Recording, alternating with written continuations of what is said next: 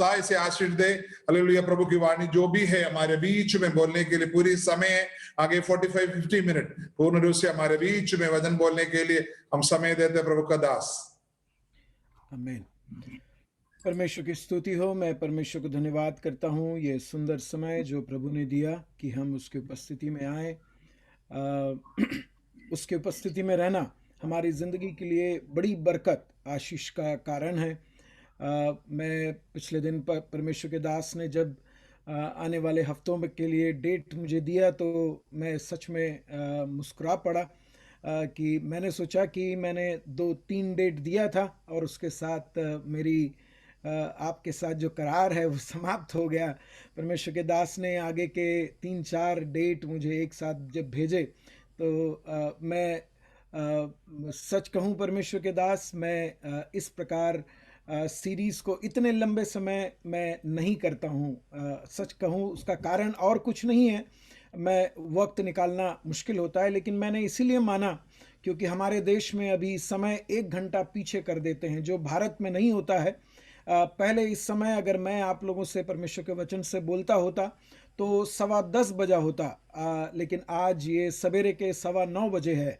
हमारे यहाँ पर हमारे देश में समय को 2 बार बदला जाता है ताकि दिन के समय में लोग काम कर सकें। इसलिए ये ठंड का जब मौसम आता है तो सवेरा जल्दी हो जाता है और इसलिए समय को 1 घंटा पीछे खींचा जाता है। खैर, तो वो बातों को छोड़ो, हम परमेश्वर के वचन की तरफ आएँ।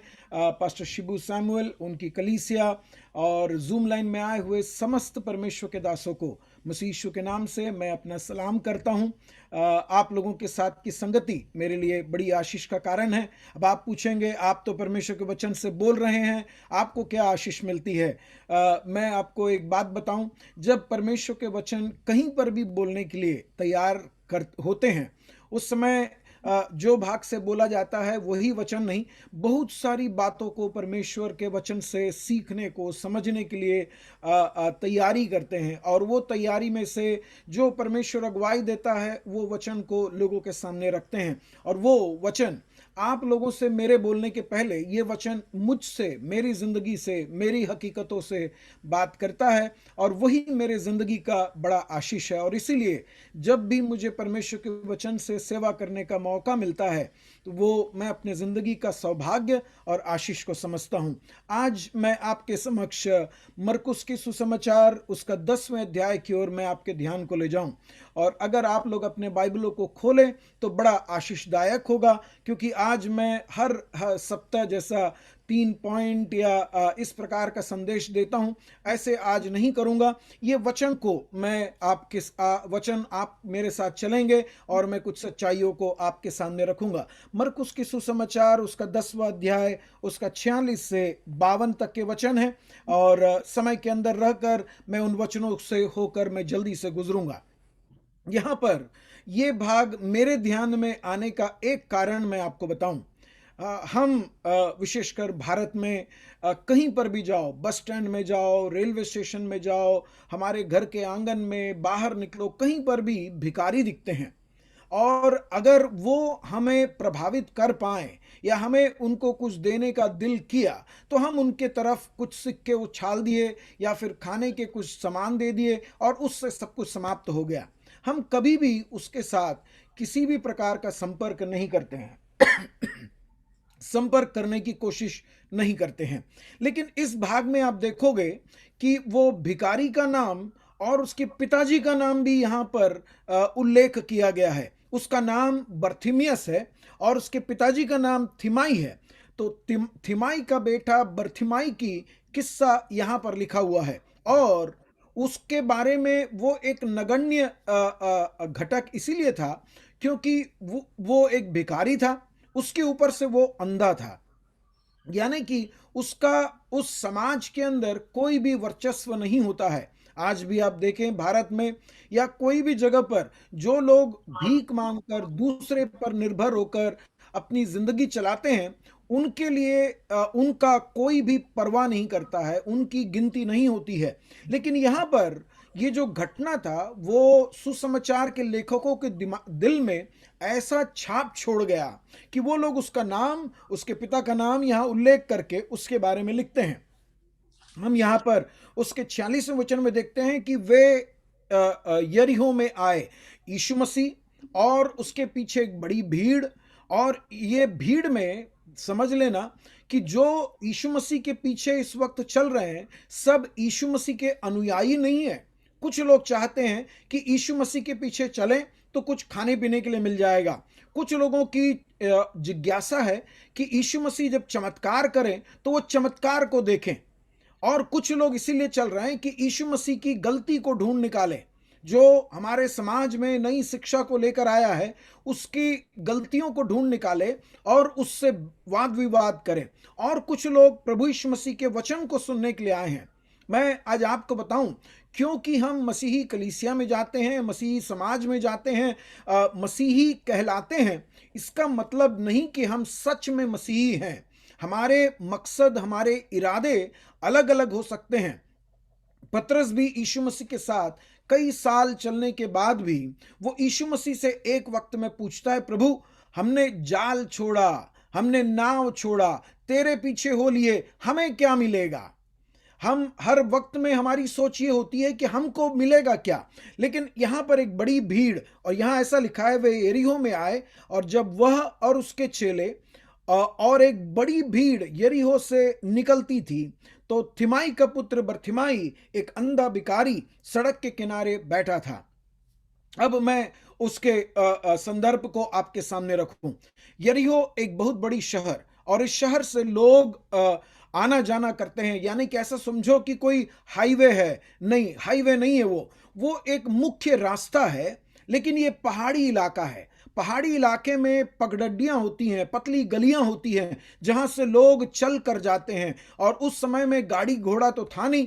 उस समय अगर सामान ज्यादा हो गया तो अपने सर पर लाद दे, कंधे पर लाद दे, नहीं तो गधे पर या खच्चर पर लाद कर वो लोग जाया करते हैं। और चलते चलते पहाड़ के ऊपर रास्ता बन जाता है। क्योंकि इस रास्ते से बहुत लोग गुजरते हैं, उस रास्ते में भिखारी अपना पैठ जमा कर बैठ गए हैं कि वो वहां से जाने वाले में से बहुत लोगों में से कुछ लोग तो दया करेंगे और इन पर अपनी दया बारिश करेंगे, भीख देंगे और इनकी दिनचर्या चलेगी। लेकिन यहां लिखा है कि वह, उसके 47वां वचन, वह यह सुनकर कि यीशु नासरी है पुकार पुकार कर कहने लगा, हे दाऊद के संतान मुझ पर दया कर। मुझे उस वचन पर थोड़ा सा ठहरना है। वो यीशु और उसके चेले आ रहे हैं। अब सोचना, एक पगडंडी पतली सी गली के बाजू में कुछ भिखारियां बैठे हुए हैं। कोई अंधा है, कोई लंगड़ा है, कोई अलग अलग रीति से अपाहिज है, और वो लोग वहां बैठ के भीख मांग रहे हैं। ये लोगों का समाज के साथ कोई संबंध नहीं है। उन दिनों में ना मोबाइल है, ना टीवी है, ना समाचार पत्र है। इनके पास भी खबर पहुंचता है कि यीशु नाम एक व्यक्ति शहर में आया हुआ है और वो लोगों को चंगा कर रहा है, लोगों की समस्याओं का समाधान कर रहा है। अब मैं आपको एक ख्वाब, हमारे आज के बाजार में, ऐसे समझे कि कोविड का समय नहीं है और हम कोई रात के समय 10-11 बजे हमारे कोई बाजार से हम लोग गुजर रहे हैं, और बाजार से गुजरेंगे तो हम लोग देखेंगे कि वहां पर भिखारी लोग अलग अलग घरों में जाकर चावल रोटी वगैरह बटोरते हैं और रात को वो लोग बैठकर उसको पका रहे हैं। अब ऐसे सोचो कि फलस्तीन में भी ऐसी ही परिस्थिति है। लोग खाना बना रहे हैं बैठकर। किसी के घर से दुबराज मिला, किसी के घर से चमटी मिला, और किसी के घर से दूसरा चावल मिला। सारे चावल को मिलाकर वो लोग पका रहे हैं, पका कर खाएंगे। और जब चावल पक रहा है, सबका अपना अपना चूल्हा जल रहा है, उसी में सवेरे भीख मांगते हैं, उसी में रात को खाना बनाते हैं और उनकी पोटली से सामान निकालकर वो खाना बनाते हैं। और जब खाना, ये चावल पक रहा है, उस समय ये लोग आपस में इनकी चर्चा चलती है, अरे मालूम है यीशु नाम एक व्यक्ति शहर में आया हुआ है और वो लोगों को चंगा कर रहा है, उनकी बीमारियां चली जा रही है, वो भूत है वो निकल जा रहे हैं, जो यीशु उनको, जो मरे हुए हैं उनको यीशु मसीह जिला रहा है। खबर फैल रही है, भिखारी भिखारी से बोल रहा है, समाज में नगण्य व्यक्ति नगण्य व्यक्तियों से बात कर रहा है, जिनकी कोई पहचान नहीं है, वो लोगों की आपस में वार्तालाप चल रहा है। और ये अंधा उसको देख रहा है। और उस समय कोई पूछता है, अरे अपने साथ में एक भिखारी था, वो अंधा है बोलकर दूसरों की पोटली में हाथ डालकर चावल चुराता था। आजकल वो दिख नहीं रहा है, 2-3 हफ्ते हो गए दिख नहीं रहा है। तो कोई कहता है, मालूम है वो यीशु जिसके बारे में अपन बात कर रहे हैं, उसने आया, उसने जमीन पर थूका और थूक से मिट्टी सान कर उसकी आंखों में लगाई, उसको बोला शिलोआम के कुंड में धो ले, और वो धोया और उसकी आंख दिखने लग गए। और किसी ने कहा कि अरे अपने वो लंगड़ू आजकल नहीं दिख रहा है। तो दूसरे ने कहा अरे वो भी वहां बैठा हुआ था, यीशु आया और बोला तेरा खाट उठाकर चलने फिरना चल। तो ऐसे चंगाइयों की किस्सा वो सुन रहा है, और ये बर्तिमाई के दिल की एक बड़ी तमन्ना है कि किसी दिन मुझे भी इस यीशु के पास जाना है, लेकिन उसके आंखों के अंधा होने के कारण वो यीशु के पास नहीं आ पा रहा है। यीशु कुछ कर सकता है ये अपने दिल में जानता है। और मैं आपको बताऊं, यीशु उस समय कोई परमेश्वर का पुत्र और परमेश्वर से आया हुआ व्यक्ति है, ये सब लोग इसके बारे में जानते भी नहीं है और वो लोग मानने के लिए तैयार भी नहीं है। एक यहूदी के लिए बड़ा मुश्किल है कि यहोवा परमेश्वर ने किसी को भेजा, और इसीलिए वो लोगों ने यीशु मसीह को तिरस्कार किया। तो ये लोगों की आपस में बातचीत चल रही है, और ऐसे जब बातचीत चल रही है तो वो खबरों को सुना। खबरों को सुनकर प्रतिक्रिया करने का एक इच्छा उसके अंदर है। प्रतिक्रिया क्या होगा? वहां पर चंगाई हो रहा है, मैं भी जाऊं, मेरे समाज से मुझे दुत्कारा गया है क्योंकि मैं अंधा हूं, मेरे माँ बाप ने मुझे छोड़ दिया क्योंकि मैं अंधा हूं, मैं दूसरों पर निर्भर होकर मुझे अपनी जिंदगी जीना पड़ता है। मेरे भी काका, मेरे भी मामा, मेरे भी नाना, मेरे भी दादा दादियां हैं, लेकिन मैं उनसे मिल नहीं सकता हूं। वो लोग मुझे छोड़ दिए हैं सड़क किनारे भीख मांगने के लिए। लेकिन काश कि मैं यीशु के पास जाता और वो मुझे चंगा करता। आज मेरी आवाज को सुनने वाला कोई भी व्यक्ति ऐसा कोई परिस्थिति में है जहां आपके जिंदगी में किसी भी प्रकार का अड़चन है, जिसके कारण आप सोचते हैं कि मैं यीशु के पास नहीं जा पा रहा हूं, मुझे यीशु के पास जाने के लिए एक बड़ा कन्वेंशन, कोई बड़ा प्रचारक आ जाए तो वहां मैं जाऊंगा और यीशु की आशीष मुझे मिलेगी। मैं आज आपको बताना चाहता हूं, आप शायद ऐसे जगहों पर दूर बड़े बड़े शहरों में बड़े बड़े प्रचारक आते हैं, दिल्ली में, बंबई में, या फिर आपके पास में कलकत्ता या ऐसे बड़े शहरों में आते हैं। वहां तक जाने की आर्थिक स्थिति आपकी नहीं होगी, वहां जाने की जरूरत नहीं है। लेकिन एक यीशु जिसकी हम आराधना करते हैं, हम अपनी यीशु की पूजा नहीं करते हैं, हम अपनी यीशु की आराधना करते हैं। वो यीशु जरूरतमंद जब अपने दिल में उससे मिलने के लिए, उससे संपर्क बनाना चाहते हैं, उसके करीब आने वाला एक यीशु है। और यहां होता यह है, जब उसने सुना कि जिस यीशु के बारे में मैं आज तक सुनता रहा, जो लोगों की परेशानियों को दूर करता था, जो लोगों की दिक्कतों को दूर करता था, वो यीशु मैं जिस रास्ते पर बैठा हूं, मैं जिस पतली गली में बैठा हूं, उस गली में वो आ रहा है। यहां इसलिए वचन लिखा है, वह यह सुनकर कि वह यीशु नासरी है, वो पुकार पुकार कर कहने लगा, हे दाऊद की संतान, मुझ पर दया कर, मैं तेरे दया का प्रार्थी हूं, मुझे तेरी दया की जरूरत है। अब इसको पूछो कि ये यीशु दाऊद का संतान करके तुझे कैसा पता लगा? वो बोलेगा कि ये जो दाऊद है वो हमारे राज्य का सबसे प्रतापशाली राजा है, दूसरा राजा है, लेकिन वो उसके वंश में ये यीशु जन्मा है। ये जानकारी कहां से मिली? ये लोगों के बताया हुआ खबर है, और वो बताए हुए खबर पर वो पूरा भरोसा कर आज हमारे पास 66 पुस्तकें हैं। नहीं, शायद आप में से कुछ लोगों के पास नए नियम के 27 पुस्तक होंगे, लेकिन उन पुस्तकों को पढ़ने के बाद भी हमें उस यीशु पर भरोसा करना बड़ा दिक्कत होता है। लेकिन ये व्यक्ति सिर्फ सुना है और उसको वो अपने दिल से विश्वास करके कहता है, अगर यीशु दूसरों की जिंदगी में कुछ कर सकता है तो मेरी भी जिंदगी में कर सकता है। कई बार मसीही जीवन को कुछ कुछ करना, कुछ कुछ नहीं करना। क्या करना? हम लोग आराधना में जाना, प्रार्थना करना, बाइबल पढ़ना, ये सब करना, और गंदे काम नहीं करना, बुरे बातें नहीं बोलना, बुरी बातें नहीं देखना, बुरी बातें नहीं सुनना। यही मसीहत जीवन है, ऐसे हम सोचने के लिए मजबूर हो गए।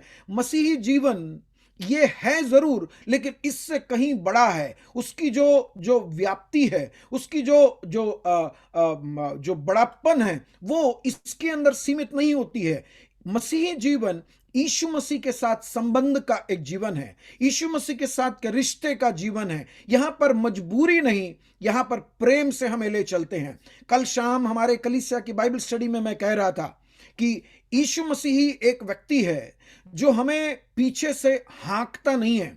हाँकना मतलब ये जो भेड़ बकरी गाय बैल को हम कहीं चराने के लिए लेके जाते हैं, उनको कहीं लेके जाना है तो पीछे से मार मार के घुसाते हैं। हमारा यीशु ऐसा नहीं है। प्रकाशित वाक्य में लिखा है कि वो दिल के दरवाजे पर खटखटाने वाला परमेश्वर है। वो आगे चलता है और उसकी वर्चस्व इतनी भयानक है, उसकी प्रभाव इतना ऐसा है कि लोग उसके पीछे पीछे चल देते हैं। उसके शिष्यों को देखो, उसने बोला कि तुम मेरे पीछे चलो, और जो लोग चल लिए वो उसके शिष्य बन गए। लेकिन तब भी ऐसे लोग थे जिनसे वो जाकर कहता था तुम मेरे पीछे आओ, तो वो कहते थे मेरे को भेड़ बकरी, मेरे माता पिता से बात करना है, मेरे को वो करना है। तो उसने कहा कि तू वो काम को तू करता रहे, मैं मेरे पीछे जो अपने समझ से, अपने चुनाव से, बगैर कोई दबाव के मेरे पीछे आते हैं, वही लोग मेरे पीछे आए। तो यहां पर वो कहता है यीशु तूने और दूसरे लोगों की जिंदगी में किया। हमने वचन से बहुत सारी सच्चाइयों को सुना। अभी परमेश्वर के दास कह रहे थे कि हम बहुत सारे संदेश प्रचार वगैरह सुनते हैं, लेकिन आज मैं आपसे एक सवाल करूं, ये चीजें जो आपने सुनी हैं, क्या आपने उसको अपने दिल में लाकर या अपने जिंदगी में लाकर उसको अपने मसीही व्यवहारिक मसीही जीवन, दिनों दिन के मसीही जीवन में लागू करने की कोशिश किए हैं? हम सुनते बहुत हैं, हमें दूसरों की जिंदगी में चंगाई हो रही है, उनके जिंदगी में गवाहियां सुनते हैं कि परमेश्वर ने उसको फलाना काम किया, उसको ये वाला काम किया, ये सब हम सुनते हैं। लेकिन हमें जब अपनी जिंदगी में लागू करना है, हम चूक जाते हैं। लेकिन ये अंधा भिखारी भले ही तिरस्कृत व्यक्ति है, वो कहता है मैंने सिर्फ सुना है यीशु के बारे में, लेकिन आज मेरे जिंदगी का शायद वो मौका है जब यीशु मेरे करीब से गुजरेगा, जब मैं उसको देखूंगा। मेरी आंखें उसको देख नहीं सकती है, मैं कान से देख रहा हूं, मैं कान से देख रहा हूं। मैं जाना कि वो मेरे रास्ते में आ रहा है, तो वो प्रार्थना करने लगा, हे यीशु दाऊद की संतान मुझ पर दया कर, क्योंकि अगर तू मुझ पर दया करे तो ऐसा दया होगा जो और कोई भी मेरे जिंदगी में नहीं करता है। हम सोचते हैं कि मनुष्य हमारी सहायता करेगा। हम परमेश्वर से प्रार्थना करते हैं कि प्रभु तू मनुष्यों के मनों में काम कर कि वो लोग मुझे सहायता करें। नहीं मेरे प्रियो, परमेश्वर का सहायता करने का मार्ग ऐसा नहीं है। वो जिन लोगों के तरफ अपने हाथ को बढ़ाया, जिन लोगों के तरफ उसके शब्द गए, जिन लोगों को उसने छुआ, जिन लोगों ने उसको छुआ, उनकी जिंदगी पहले का सा न रहा। जब से प्यारा यीशु आया मेरा जीवन बदल गया। जिसके जिंदगी में यीशु आ जाता है, जिंदगी मेरी बदल गई जब से यीशु आया है। वो जब हमारे जिंदगी में आता है तो बड़ी परिवर्तन को लाता है। और अगर मेरी आवाज को सुनने वाले आप महसूस करते हैं कि आपकी जिंदगी में वो परिवर्तन नहीं आया है, तो आज परमेश्वर से बोले कि प्रभु आज जब तेरी उपस्थिति हमारे बीच में है, ये कोविड ने हमें सिखाया कि हम लोग एक साथ बैठकर आराधना करके वो आवाज, वो गीत, वो संगीत, वो उछलना नाचना करते हैं, उसी समय सिर्फ नहीं, लेकिन हम जब अकेले अपने परिवार के साथ अकेले में बैठे हैं, तब भी यीशु हमारे करीब से गुजर रहा है। और आज मेरे प्रियो, आप जूम लाइन में जब बैठे हो, मैं बड़े नम्रता पूर्वक आपसे कहना चाहता हूं, अगर आप पुकारोगे यीशु दाऊद के संतान, तूने दूसरों के जिंदगी में बड़े बड़े काम किए हैं, तूने उनके जिंदगी में काम किए हैं, हमने गवाहियां सुने हैं, हमने प्रचार सुने हैं, तेरी शक्ति की वर्णन को सुने हैं, लेकिन आज प्रभु मेरे जिंदगी में तेरा एक कार्य मुझे देखने पाए, जिसके कारण मेरी जिंदगी में ऐसा परिवर्तन आए कि मेरी जिंदगी में जिन बातों से मैं वंचित हूं, आज भी उन वंचित बातों को अपनी जिंदगी में प्राप्त कर सकूं। जिन चीजों को मैं देख नहीं सकता हूं, उसको देखने के लिए मेरी दृष्टि को खोल दे। जिसके कारण मेरे रिश्ते बिगड़ गए हैं, जिसके कारण मेरे संबंध बिगड़े हुए हैं, प्रभु उसको तू ही सुधार सकता है। और आज अगर आप उस बात को कहोगे, इस बर्तिमाई के जीवन का अनुभव आपका भी जीवन होगा। और जब वो ऐसे चिल्लाने लगा तो उसके 48वें वचन में देखता है, बहुतों ने उसे डांटा कि चुप रह। क्या होता है जब भीड़, मैंने पहले बताया, भीड़ में सब लोग यीशु मसीह के अनुयायी नहीं हैं, और उसमें कुछ लोग गुरूर है उनके अंदर, वो सोचते हैं कि हम लोग जो हैं वो हमारा धन के कारण है, हमारी संपत्ति, हमारा वर्चस्व, हमारा पद, हमारी प्रतिष्ठा के कारण हम हैं। बड़े बड़े दाढ़ी वाले ज्ञानी लोग यीशु के पीछे चल रहे हैं। चलने को तो वो लोग यीशु के पीछे हैं, लेकिन उनका इरादा गलत है और इसीलिए वो यीशु अनुयायी नहीं है, यीशु के वास्तविक शिष्य नहीं है। तो आप लोग भूल में ना रहें, आप अपनी मांगों को जरूर पूरा करें। उसको लोग डांटने लगे, हर समाज में होता है। जब आपके पास कुछ अलग नहीं होता है, आपके पास दूसरों को कुछ मिलने का नहीं होता है, तो वो लोग आपको स्वीकार नहीं करते हैं। मैं याद करता हूं, एक बार मैं एक घर में बैठा था और उस घर में 2 लड़के हैं और दोनों लड़के नौकरी पर गए हुए थे और आंटी जी बैठी हुई थी और मैं बात कर रहा था क्योंकि लड़के अब भी आने वाले थे। तो आंटी ने कहा लड़के भी आएंगे, उनके साथ प्रार्थना करने, वो आने के बाद प्रार्थना करेंगे, उसके बाद आप जाइएगा। तो मैं थोड़ी देर और बैठा, बात कर रहे थे। इतने में बड़ा लड़का आया तो मम्मी ने, वो आंटी ने उन दरवाजा खोला और वो घर के अंदर आया और कैसे बेटा, सब ठीक है, पास्टर साहब आए। तो वो अंदर चला गया, कोई ज्यादा प्रतिक्रिया नहीं, थका हुआ तो वो भी था। लेकिन अगला उसका छोटा बेटा आया।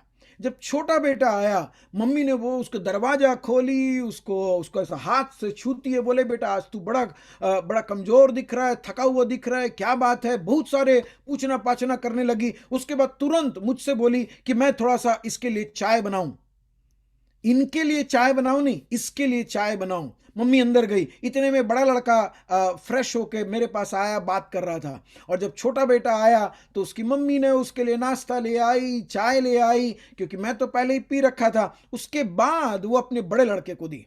और मैं उस समय देखा कि ये माँ, एक ही कोख से जन्मे हुए दोनों बच्चों को माँ एक प्रकार से कुछ मतलब एक तरफा है। और उसके बाद जब बात किया तो मुझे पता लगा, बड़ा लड़का नौकरी करता है, 25,000 रुपए तनख्वाह कमाता है, लेकिन छोटा लड़का नौकरी करता है, 80,000 रुपए नौकरी तनख्वाह पाता है महीने का। तो एक कोख से जनने के बाद भी वो अपने छोटे लड़के को ज्यादा प्यार इसलिए देती है क्योंकि वो तनख्वाह बहुत पाता है। तो देखना, हमारे जिंदगी में जब एक परिवार के अंदर ऐसा होता है, समाज के अंदर सब जगह होता है, लोग हमें बाजू कर देते हैं, हमें नगण्य गिनते हैं। जब वो हमें नगण्य गिनते हैं, हमारी मांग, हमारी आवश्यकता, हमारी जो हक है, उससे हमें वंचित करने के लिए लोग कभी भी चूकते नहीं हैं। और वो मैं याद करता हूं, जब हम जब स्कूल में पढ़ते थे, उस समय जब थोड़ा सा जिसको अंग्रेजी बोलने आता है, वो लोग अपना अलग ही गुट बना लेते हैं। जिसको हिंदी बोलना आता है, वो लोग अपने गुट में रहते हैं और फिर यहीं पर अपना झुंडबाजी चलती रहती है।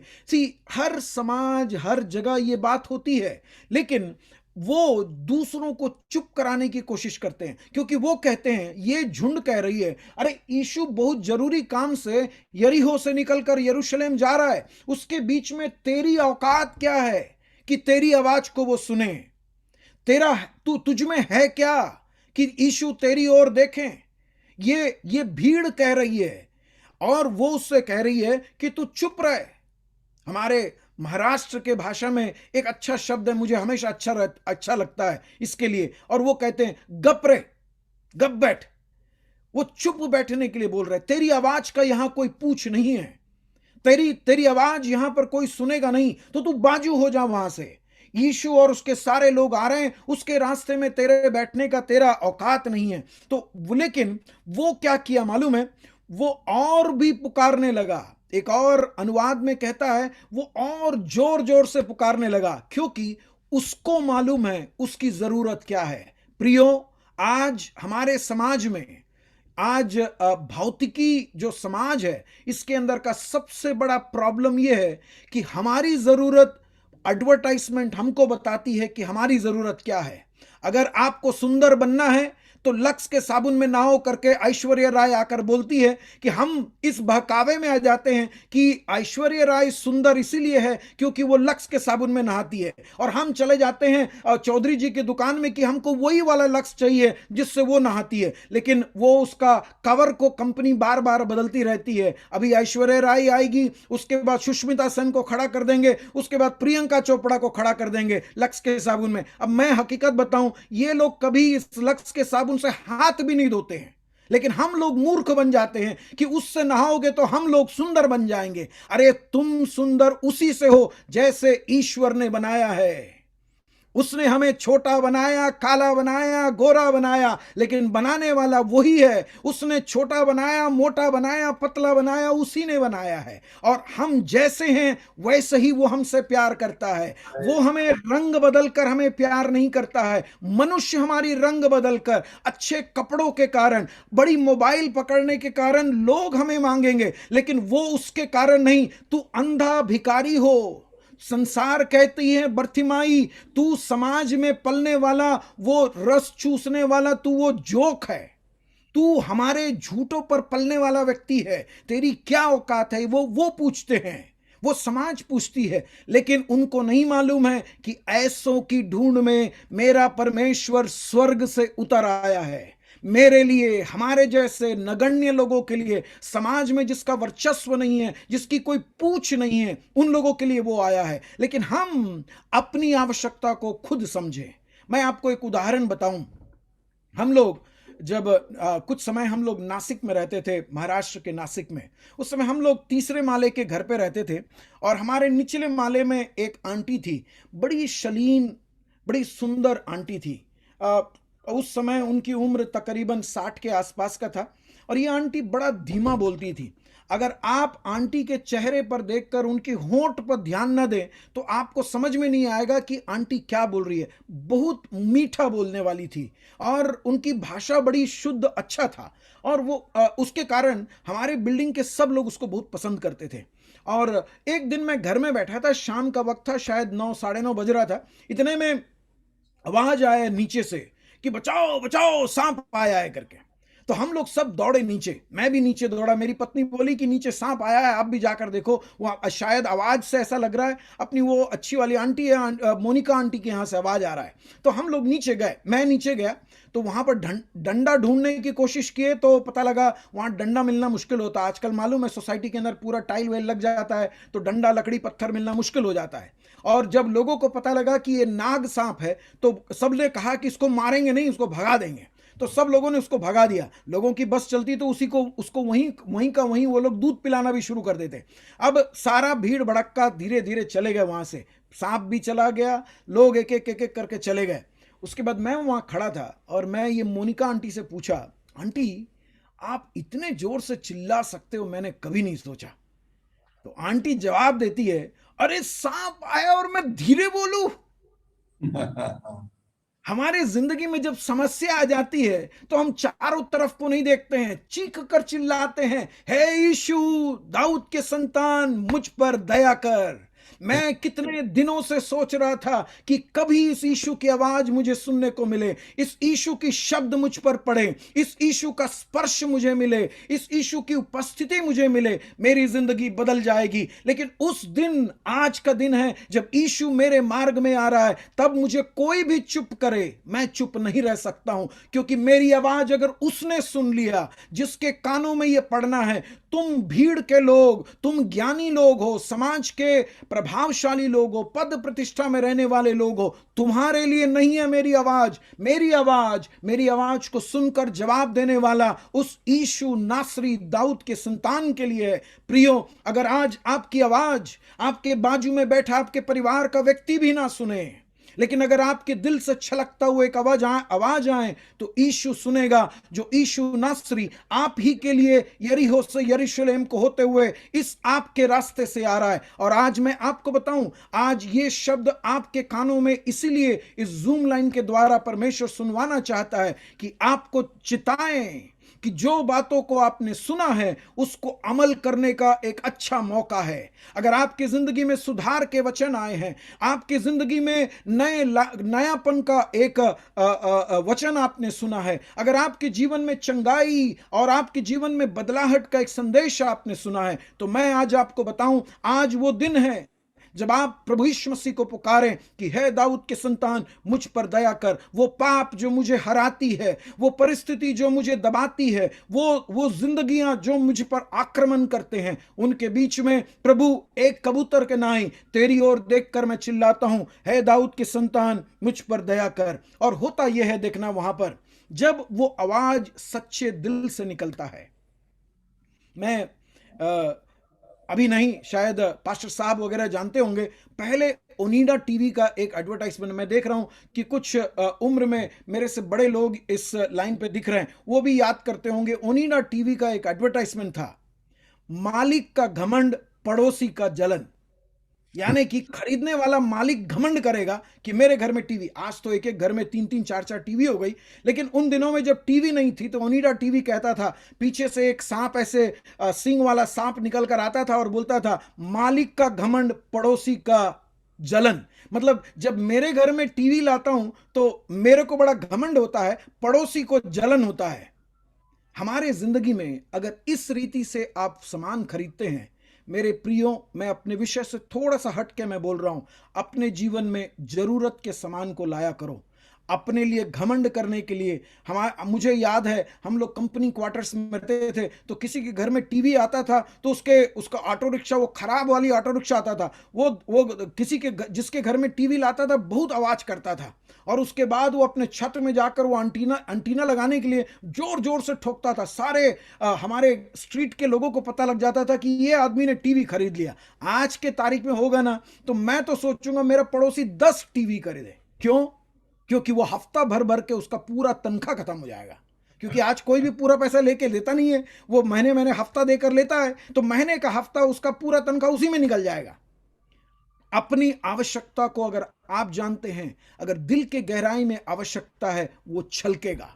वो एक गवाही में, एक प्रार्थना में समाप्त नहीं होगा। जब तक आप उसके उत्तर न देखें तब तक वो आपके पीछे रहेगा। हमारे पिताजी हमेशा कहते थे, हमारे गलियों में, हमारे भिलाई के जो स्ट्रीट में बहुत सारे कुत्ते होते थे, तो वो जो कुत्ते एक भौंकना शुरू करता है तो लाइन से कुत्ते भौंकना शुरू कर देते हैं, और उसके बाद आपको पता लगता है दूर वाला कुत्ता भौंकना कम करते करते करते करते पास में एक ही कुत्ता होता है जो भौंकता रहता है। तो हमारे पिताजी कहते थे, देखना ये अभी जो आखिरी में जो कुत्ता भौंक रहा है ना, उसने चोर को देखकर भौंका है, और जो उसके आगे आगे आगे आगे जो कुत्ते थे ना, वो कुत्ते की भौंकना सुनकर भौंकते थे, और वो तीसरा दूसरे की भौंकना सुनकर भौंकता था, और वो जब इसका भौंकना कम हुआ तो उसने अपना भौंकना बंद कर दिया। लेकिन जिसने चोर को देखा था वो तब तक भौंकेगा जब तक वो चोर भाग ना जाए। हमारी जिंदगी में हम वो भौंकने वाले, उस सच्चाई को जानकर प्रतिक्रिया करने वाले लोग बन जाएं,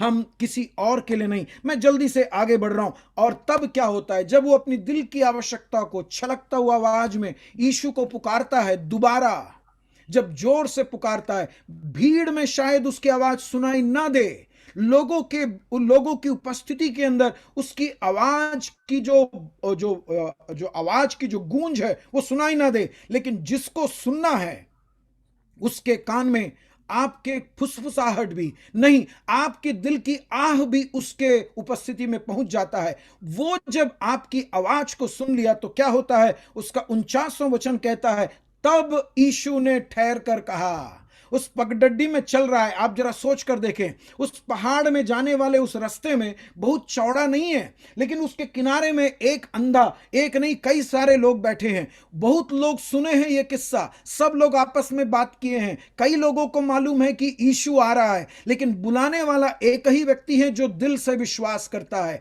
क्या आज आप मेरी आवाज को सुनने वाले भाई बहन, आप दिल से विश्वास करने वाले हो क्या, जो सड़क के किनारे बैठे हो, आपको कोई पूछता नहीं है, आपके रंग, आपके परिवार, आपकी दिखावट, आपके डील डॉल के कारण, कई कारणों से आपको कोई पूछता नहीं है, लेकिन वो जिसकी आवाज में आपकी आवाज पहुंच गई, वो रुक कर क्या बोलता है, उसे बुलाओ। किसे बुलाओ?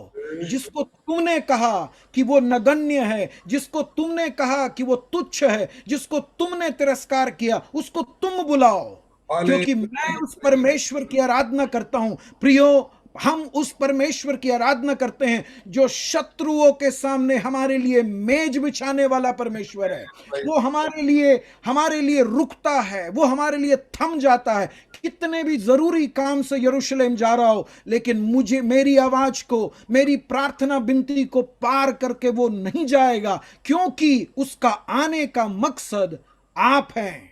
आप है मेरे प्रिय भाई, आपकी परेशानी को दूर करने के लिए, कि आप दूर की देख सके, आप दूर की समझ रख सके, इसीलिए वो आया है। इसलिए आपके लिए वो रुक गया और उसने उन लोगों को बोला जिन लोग आपको तिरस्कार करते थे, जिन लोग आपको दुत्कारते थे, उनसे कहा कि उसको बुलाओ। अब यहां पर पूरा सीन बदल जाता है।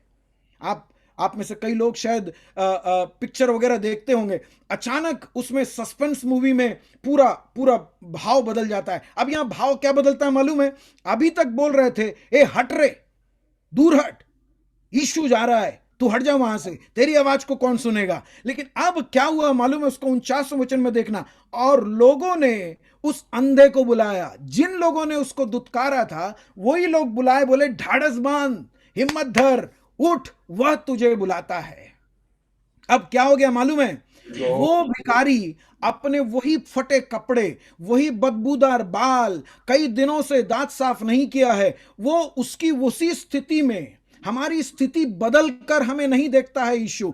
अंग्रेजी में एक गाना है, just as I am without a plea, जैसा मैं हूं बिना कोई मांगो के, वो मुझे अपनी ओर बुलाता है। अब भीड़ क्या बोल रही मालूम है? उठ, वो तुझे बुला रहा है। अब मैं सोचता हूं ये जो तुच्छ तिरस्कृत व्यक्ति था, वो वीवीवीआईपी बन गया, क्योंकि उसके तरफ सबकी नजर पड़ गई।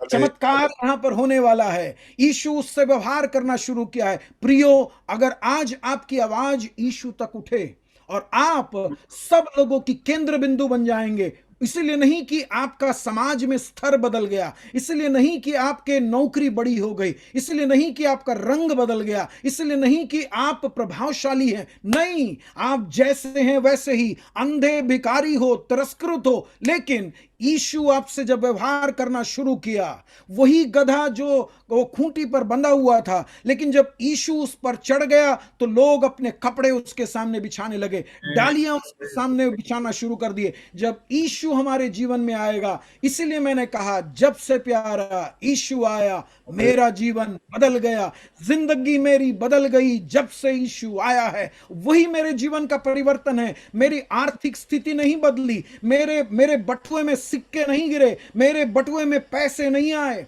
आज भी मेरी स्थिति वही है। लेकिन यीशु जब व्यवहार करता है तो जिंदगी के सारे आयाम बदल जाते हैं। मुझ में एक वो आयाम आता है जो लोगों को मेरी ओर खींचता है। और वहां पर वो कहता है, इस पर यीशु ने उससे कहा, तू क्या चाहता है कि मैं तेरे लिए करूं? एक बार आप लोगों ने सब मसीही शादियों को देखा होगा। पास्टर शिबू जब शादी देते हैं, आप लोग सुने होंगे, वो जो लड़का लड़की जो खड़े रहते हैं, मतलब दुल्हा दुल्हन जो खड़े रहते हैं, उनसे पूछता है, ये दुल्हन को, वो लड़की को पहले पूछते हैं, लड़की को पूछा कि तेरे बाजू में जो लड़का खड़ा है उसको अपना पति बनाकर स्वीकार करने के लिए तैयार है क्या? तो लड़की बड़े शर्मा कर अपने पल्लू को ऐसे ढकाकर नीचे झुककर कहती है हूं। तो वो उसको मान्य करता है। उसके बाद वो लड़के को पूछा कि भाई, आपके बाजू में जो लड़की खड़ी है उसको अपने पत्नी बनाने के लिए तैयार हो क्या? वो लड़का चुप रहता है। तो पास्टर साहब वो सुना नहीं करके फिर से बोलता है, तेरे बाजू में जो लड़की खड़ी है उसको पत्नी बनाने के लिए तो तैयार है क्या? तो वो पास्टर की तरफ सर उठाकर देखकर कहता है, फिर तू क्या सोचता है मैं यहां पर आया क्यों? शादी करने के लिए तो आया हूं, फिर मेरे से पूछने की क्या जरूरत है? अब देखना, यहां पर ये अंधा बर्तिमाई वो सड़क के किनारे बैठा हुआ था, उसको बुलाकर यीशु यहां पर लेकर आया। अब देखना, और वहां पर जब वो आता है तो अपना कपड़े फेंक कर आता है। उसके 50वें वचन में ऐसा लिखा है, वो अपना कपड़ा फेंक कर शीघ्र यीशु के पास आया। देख, वो अब तक अगर उस भिखारी को पूछो कि कल के दिन तू क्या खाएगा, आज शाम को क्या खाएगा, वो बोलेगा मेरी पोटली जब तक है मेरे साथ, इसके अंदर थोड़ा सा चावल रहता है, उसी से मैं खाता हूं। लेकिन अब क्या हुआ, उसने अपनी चादर फेंक कर आया। यानी वो कह रहा है अब तक जिन चीजों पर मैं भरोसा किया उसकी अब मुझे जरूरत नहीं है, क्योंकि उसने बुलाया। तो अब तक जिन बातों पर मैं भरोसा करता था, जो कपड़े मेरी औकात बनाती थी, जो फटे हुए छिंदी मेरे को भीख मांगने के लिए, जितने ज्यादा फटे हो उतना ज्यादा पैसे मिलेंगे, लोगों की दया मुझ पर आएगी, जो बर्तन जो पचका हुआ था वही मेरी औकात थी, उसने उसको छोड़ दिया, क्योंकि जब यीशु बुलाया तो वो मेरी जिंदगी को बदलेगा। क्योंकि आज तक ये बर्तिमाई नहीं सुना है कि कोई यीशु के पास आया और जैसा था वैसा ही वापस चला गया, या यीशु किसी के पास गया वो पहला का सा वापस चला गया। तो वो यीशु के पास आता, इतना सब कर कर भीड़ बुलाया, सारे लोग उसके तरफ नजर गड़ाए हुए हैं, और उस समय जब यीशु के पास आता, यीशु उसको पूछता है तू क्या चाहता है कि मैं तेरे लिए करूं।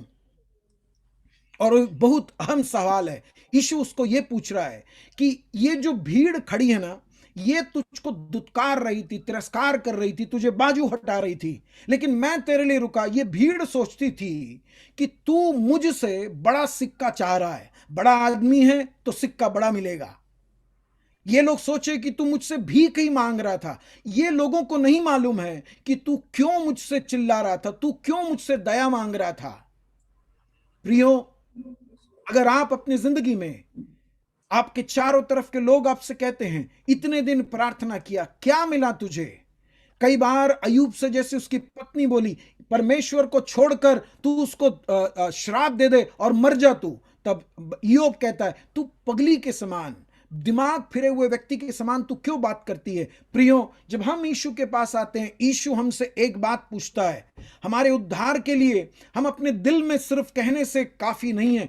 रोमियो की पत्री 10वें अध्याय का 9 और 10 वचन कहता है हम दिल से विश्वास करें और मुंह से अंगीकार करें कि यीशु ही प्रभु है। और उस बात को हमें सबके सामने कहना पड़ेगा, सबके सामने गवाही देना पड़ेगा कि हम क्यों यीशु के पास आए हैं। क्या पैसा, रोटी, कपड़ा और मकान हमारी आवश्यकता है? ये बर्तिमाई जब सबके सामने बोलता है कि है रब्बी मैं देखने लगूं, मुझे सिक्के नहीं चाहिए, मुझे पैसे नहीं चाहिए, मुझे कपड़े नहीं चाहिए, मेरी जरूरत वो नहीं है, ये जो बाहर से दिख रहा है वो नहीं है मेरी जरूरत। मेरी जरूरत अंदर की एक जरूरत है जो ये यहां खड़ा हुआ कोई भी व्यक्ति उसको पूरा नहीं कर सकता है। प्रियो, मनुष्य हमारी आवश्यकता को पूरा नहीं कर सकता है। आपको जो बाहर से दिखता है, आपकी नौकरी, आपके बच्चों की पढ़ाई, उनकी शादी, वो नहीं है बड़ी बात। उससे बड़ी बात और कुछ है, और वो यीशु से आप अकेले में बोले और वो सुनेगा। जब वो कहा कि है गुरु मैं देखने लगूं, मेरी भरोसा तुझ पर है, जो मैंने सुना था उन बातों पर भरोसा करके आज मैं तेरे पास आया हूं, और तू बोल और मेरा जिंदगी बदल जाएगा। और वो तब कहने लगा, यीशु ने 52 वचन में ऐसा लिखा है, यीशु ने उससे कहा चला जा, तेरा विश्वास तुझे चंगा किया है। मैं परमेश्वर का पुत्र हूं, मैं स्वर्ग से भेजा हुआ हूं, मैं अपनी शक्ति से नहीं, तेरा जो विश्वास है मुझ पर आसरा है। जब लोगों ने दुत्कारा तब भी तूने मुझको पुकारा, जब तूने जो बातों को सुना उन बातों को विश्वास करके मेरी ओर तूने मुंह फेरा, मेरे आगमन का इंतजार करता रहा, और जब मैं आया तो तूने मुझको पुकारा। और जब लोगों के आवाज के अंदर तेरी आवाज दबी नहीं, इतनी तीव्र थी तेरी आवाज, वो विश्वास के कारण जब मैंने तुझे अपने पास बुलाया, कल तक जिन चीजों पर, वस्तुओं पर, बातों पर तू भरोसा करता था उनको छोड़कर, त्याग कर जब तू मेरे पास आया, तेरा वह विश्वास तुझे चंगा करेगा। मेरे प्रियो, हमारे लिए कोई चमत्कार करने वाला नहीं, लेकिन हमारा विश्वास जो प्रभु यीशु मसीह पर है, हमारे परेशानियों के लिए वो पर्याप्त है। हमारे नाव में आए हुए आंधी के लिए यीशु पर्याप्त है, वो ही काफी है। ये जब विश्वास करेंगे, उस समय यहां पर लिखा है कि वो तुरंत देखने लगा, यानी कि जैसा ही यीशु का आवाज निकला और वो देखने लगा, वो समझ गया कि उसके चारों तरफ की दुनिया कैसा है। आज तक जो चीजों को नहीं देख पाए, वो परमेश्वर के दिए हुए दृष्टि के कारण वो देखने पाया। और वहां पर लिखा है मार्ग में वो एक सच्चा चेला बनकर उसके पीछे चला गया। आज मैं प्रियो आप सबों को उस ओर बुलाना चाहता हूं, आह्वान करना चाहता हूं कि आप अपनी जिंदगी के आज तक भरोसा करने वाली बातों को छोड़ दें और उसकी आवाज को सुनकर उसके करीब आए कि आपका विश्वास आपकी जिंदगी के परिस्थितियों में एक बहुत बड़ा परिवर्तन को लाए। हम अपनी आंखों को बंद करें, प्रार्थना करें। Amen. Praise God. Thank you, Jesus. प्रेमी परमेश्वर, हम आपको धन्यवाद करते हैं प्रभु।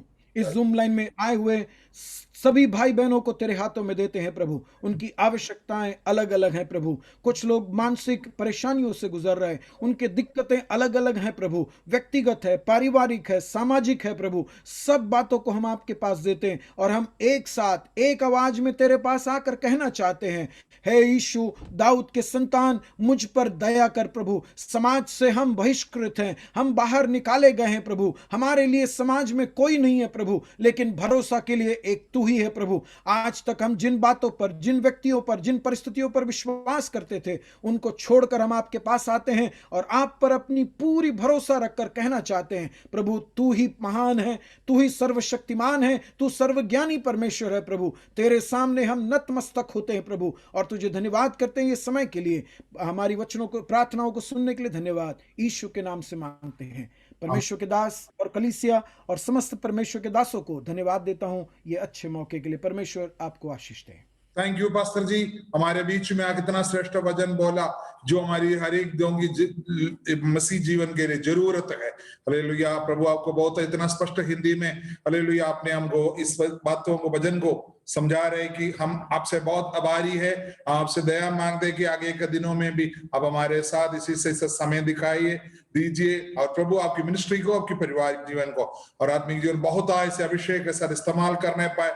हम आपको धन्यवाद करते। अभी प्रभु का